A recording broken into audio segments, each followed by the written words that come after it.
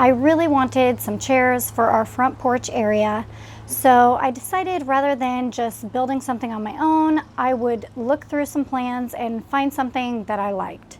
Now, I wasn't going for the traditional Adirondack chair look. I wanted something that was just a little more modern, something that would stand out a little bit more. So I found these plans from Rockler, and they actually came with a full instructional booklet on how to put them together, and it also came with some cardboard cutouts, which made it really easy and took out a lot of the guesswork.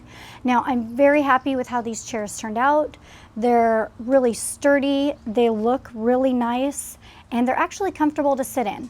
Some Adirondack chairs just are not comfortable and they look nice, but you'd never want to sit in them. These, I can say that they are honestly really comfortable, so I'm happy with how they turned out.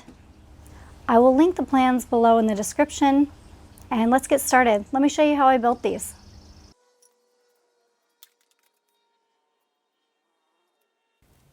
These plans I bought are pretty cool. They come with cardboard cutouts to use as templates for most of the pieces. So I started by lining up the pieces on the board and traced them with a pencil.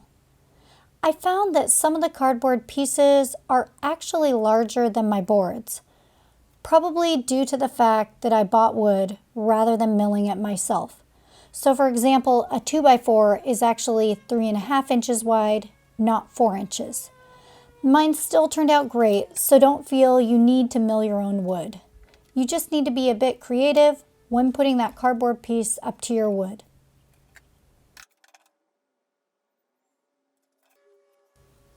The nice thing about this project is that you could make all of the cuts with a jigsaw. Since I have a miter saw, I tried to make as many of the cuts as I could with it, just to keep my cut lines as straight as possible. One thing the plan totally missed was telling you what angle to cut the front legs at. I found that a 10-degree cut on both the top and the bottom of the boards was right, so make sure that you mark that on your plans.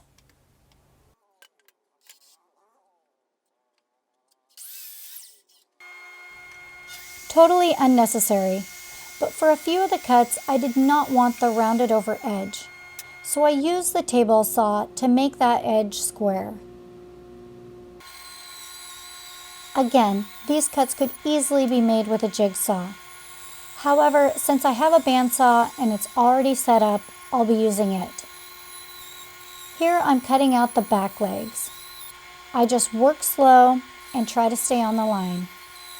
I repeated this for all of the rest of the cuts that could not be made with the miter saw.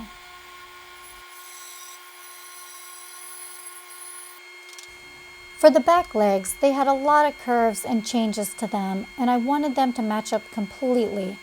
Otherwise, it could throw off the whole chair. To achieve this, I clamped the two legs together before sanding. That way, they ended up an exact match.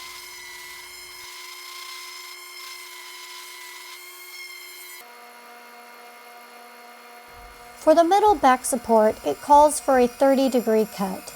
It's a little confusing in the directions, but after thinking it through, it made sense. This angle is to support the back slats, which lean backwards. To achieve this, I set my saw at a 30-degree angle before making the cut. If you're using a jigsaw, make sure to change your angle for this board.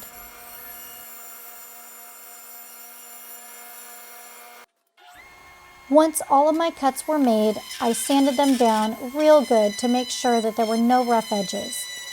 The last thing you want is to get a splinter when you go to sit down in your new chair. Since some of my boards had a rough side, this took me quite a while. Using better wood would definitely save you some time. Sadly, I didn't have a lot of wood options available to me, so I took what I could get. And now on to the assembly. For the frame, I used waterproof wood glue, even though the plans did not mention it. I figured if the glue does break down due to expansion and contrasting of the wood, the screws will hold it together. But I wanted to give it as strong of a hold as possible. I pre-drilled all the holes before putting in the screws, which kept the wood from splitting. Between helping my kids with schooling and breaking up their battles, I don't have a lot of time to devote to building right now.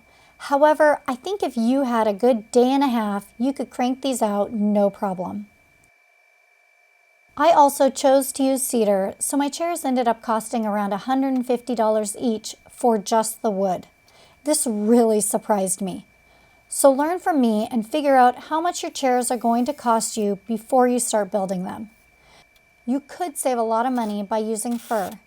However, you'll want to put on a good stain or paint just to help them hold up outside.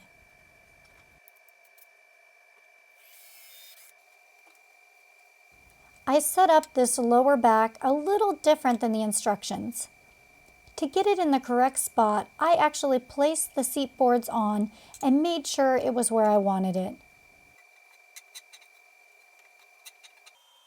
The one thing I didn't get quite right was the angle, and honestly, I'm not sure how to get this correct. It's hard to know what angle you want your board because there isn't anything to go off of, and the instructions really never covered this. So I just did the best I could.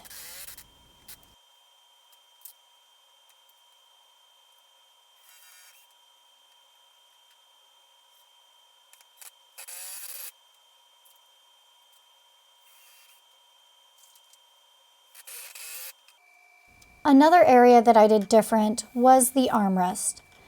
The instructions say to screw the armrest in place and then put on the back support. However, there's no details around this. It doesn't explain how far back to put the armrests or anything. And I did not see how I was going to line it up with the back supports in the right spot, as well as line it up with the back slats properly. So I pre-assembled the armrests to the back support, setting it in place with the back slats to get the angle correct.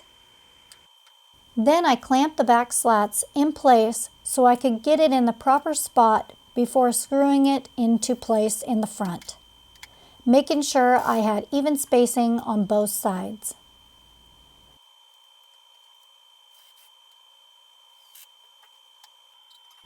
Next, I screwed the back slats into place. I measured to get them spaced correctly, and I used a clamp to hold them in place. One thing I missed was that I should have put a level on the armrest just to make sure that it was parallel to the floor.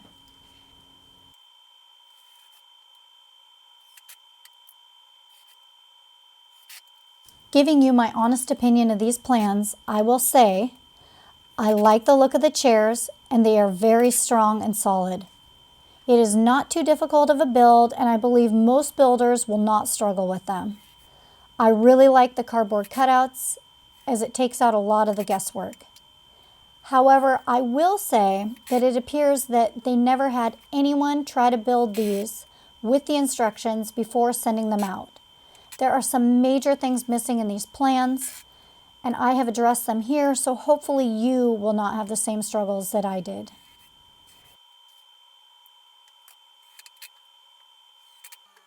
Then the seat boards went in place. I pre-drilled and put in screws to hold them tight. For both the back slats and the seat boards, I did not use glue.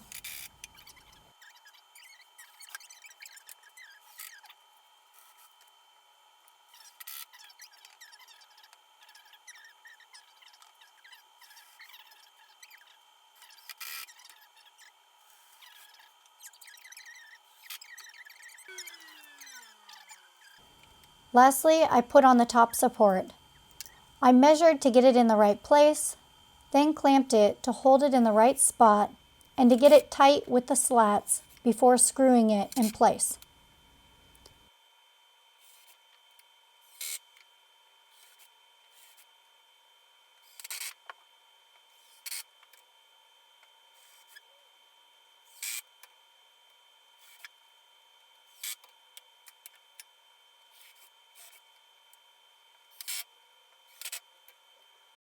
Since these chairs will be outside, I'm using a deck stain and sealant to protect them. And once the stain dries, that's it. Now I can enjoy a lazy summer, sitting in these in the front yard, reading books with the kids. And now I need a glass of wine.